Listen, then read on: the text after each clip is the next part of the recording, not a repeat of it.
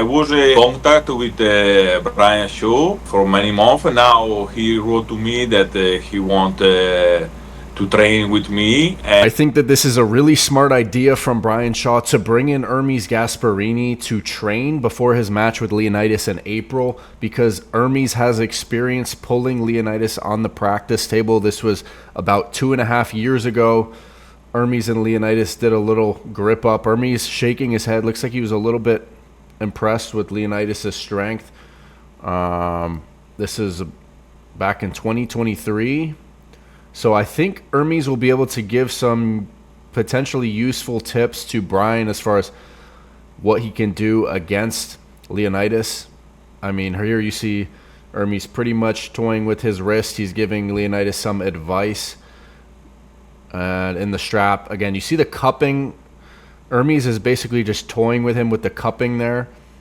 So, but he is nodding his head. He is definitely impressed with Leonidas' strength. That was about 2-3 years ago. So here's Hermes basically confirming that he's going to be going to the United States to train with Brian Shaw, as well as potentially with John Brzenk as well, or at least to spend time with him. Yes, yes. I was in contact with Brian Shaw for many months. Now he wrote to me that he want to train with me. I think it will be the middle of March. Wow, middle of March. So that will be basically a month out. So he's going to have I'm assuming a hard training session with Hermes to gauge where he's at about a month before his match with Leonidas. I think, like I said, I think that's a smart move from Brian. He's brought in a lot of people to train with. Guys like Devin, of course, Todd Hutchings, Brad Grundy, as well as others.